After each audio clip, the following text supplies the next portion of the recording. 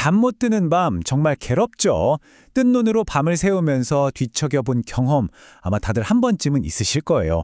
오늘은요, 이 불면증을 단순히 없애버려야 할 문제가 아니라 우리가 그 관계를 새롭게 설정할 수 있는 하나의 경험으로 바라보려고 합니다. 불면증에 대한 생각이 어떻게 바뀔 수 있는지 지금부터 저랑 같이 한번 알아보시죠. 또 밤이네. 오늘 밤도 잠 못 자면 어떡하지? 침대에 누울 시간이 다가올수록 괜히 심장이 두근거리고 불안해지는 분들 분명히 계실 거예요. 이 질문에 고개를 끄덕이셨다면 절대 여러분 혼자만 겪는 일이 아니라는 걸 먼저 말씀드리고 싶네요. 이게 생각보다 정말 많은 사람들이 겪는 문제거든요. 전체 인구의 20에서 30%, 그러니까 우리 주변에 4, 5명 중 1명은 불면증을 경험하고 있다는 거예요. 특히 요즘처럼 경쟁이 치열한 사회에서는 젊은 분들도 잠 못 이루는 밤이 점점 늘고 있다고 합니다. 어떠세요? 이 화면에 나오는 증상들 좀 익숙하게 느껴지시나요? 단순히 밤에 잠을 설치는 것에서 그치는 게 아니죠. 문제는 낮 동안 계속 피곤하고 일에 집중도 안 되고 또 밤이 되면 오늘은 잘 수 있을까 하는 걱정에 사로잡히는 것까지, 이 모든 게 바로 불면증이 우리 삶에 남기는 흔적들입니다. 자, 그럼 이제부터 우리가 잠에 대해 흔히들 잘못 알고 있는 것들, 오히려 잠에 대한 불안감만 키우는 그런 오해들부터 한번 제대로 짚어보겠습니다. 이거 정말 흥미로운데요. 우리가 거의 법칙처럼 믿었던 것들이 있잖아요. 무조건 8시간은 자야 해 같은 거요. 근데 사실 그게 아니라는 거죠. 발명가 에디슨은 하루 3시간만 잤고 아인슈타인은 10시간씩 잤다고 해요. 중요한 건 몇 시간을 잤느냐는 숫자가 아니라 다음날 아침에 얼마나 개운하게 일어나는지, 바로 잠의 질이라는 겁니다. 좋아요. 그럼 오해를 풀었으니 이제 진짜 문제로 들어가 보죠. 도대체 무엇이 우리를 잠 못 들게 하는 걸까요? 그 진짜 원인을 한번 파헤쳐 보겠습니다. 자료에서는요, 불면증을 일으키는 주범으로 딱 3가지를 꼽습니다. 첫째는 스트레스 같은 생물학적 요인, 둘째는 잠들려고 너무 애쓰는 심리적 요인, 그리고 마지막은 잘못된 수면 습관 같은 행동적 요인, 이 3가지가 복합적으로 작용하는 거죠. 스트레스를 받으면 우리 몸에서 비상 신호를 보내는 호르몬이 나와요. 그게 바로 흥분 호르몬이라고 불리는 코르티솔인데요. 이게 몸을 계속 각성 상태로 만들어버리니까 잠이 올 리가 없죠.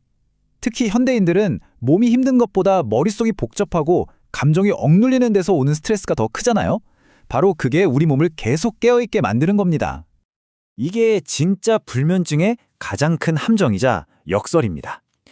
제발 잠 좀 자자. 이렇게 애를 쓰면 쓸수록 그 마음이 오히려 불안감을 키워서 잠을 더 멀리 쫓아버린다는 거예요. 마치 손에 쥔 모래를 꽉 쥘수록 더 빨리 빠져나가는 것처럼요. 잠은 노력해서 얻는 게 아니거든요. 결국 이게 어떻게 되냐면요, 불면증이 하나의 학습된 습관이 되어버리는 거예요. 무서운 거죠. 처음엔 분명 잠 못 드는 이유가 있었는데 나중엔 그 이유가 사라졌는데도 불구하고 오늘도 잠 못 자면 어떡하지? 하는 그 두려움 자체가 새로운 불면의 원인이 되는 그런 악순환에 빠지게 되는 겁니다. 자, 그럼 이 지긋지긋한 악순환의 고리 도대체 어떻게 끊어낼 수 있을까요? 지금부터 정말 중요한 잠과의 관계를 완전히 뒤바꿀 수 있는 3단계 처방전을 소개해 드릴게요. 이 3단계는 단순히 이렇게 하세요 하는 기술이 아니에요. 뭐랄까, 불면증을 바라보는 우리 마음의 태도와 철학 자체를 바꾸는 하나의 여정이라고 생각하시면 좋습니다. 첫 단추를 찾는 것에서 시작해서 싸움을 멈추고 마지막으로 어린아이의 마음으로 돌아가는 거죠. 첫 번째 단계는 바로 자기 성찰입니다. 지금 당장 잠 못 자는 증상에만 매달리지 말고요. 내 첫 단추가 어디서부터 잘못 끼워졌을까 하고 근본적인 원인을 찾는 거예요. 남한테, 의사한테 묻기 전에 먼저 나 자신에게 조용히 물어보는 거죠. 최근에 나한테 무슨 일이 있었지? 어떤 스트레스가 있었나? 하고요. 자, 이제 3단계 처방전 중에서 어쩌면 가장 중요하고 또 솔직히 말해서 가장 실천하기 어려운 2번째 단계로 넘어가 볼게요. 바로 잠과의 싸움을 멈추고 그 역설을 받아들이는 겁니다. 자료에서 제안하는 아주 강력한 주문이에요. 좋아, 오늘 밤은 그냥 꼴딱 세우겠다. 한숨도 안 잘 거야. 이렇게 마음속으로 선언하는 순간 신기하게도 잠을 자야 한다는 그 엄청난 압박감에서 해방될 수 있습니다. 잠은 꼭 청개구리 같거든요. 자야지 하면 도망가고 에라 모르겠다 하고 내버려 두면 스르륵 찾아오죠. 물론 이런 마음가짐의 변화와 함께 몇 가지 실질적인 습관이 뒷받침해주면 훨씬 좋겠죠. 매일 비슷한 시간에 일어나고 아침에 햇볕을 쬐는 것 같은 것들이요. 근데 여기서 핵심은 밤에 깼을 때 절대로 시계를 보지 않는 겁니다. 시간을 확인하는 순간 아, 벌써 3시네. 망했다 하는 불안감이 바로 시작되거든요.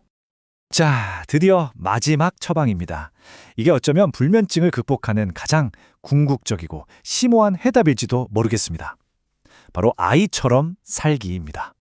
아이처럼 살라는 이 비유가 정말 많은 걸 담고 있어요. 한번 생각해 보세요. 아이들이 나 오늘 8시간 푹 자야지 하고 계획 세우던가요? 아니죠.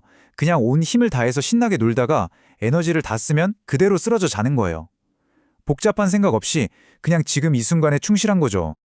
자료에서는 성경 구절까지 인용하는데요. 이게 딱 그 말인 것 같아요. 어린아이처럼 단순해질 때, 모든 걸 계산하고 애쓰는 걸 내려놓을 때, 비로소 진짜 평화로운 쉼, 즉 천국을 경험할 수 있다는 깊은 뜻이 담겨 있는 거죠.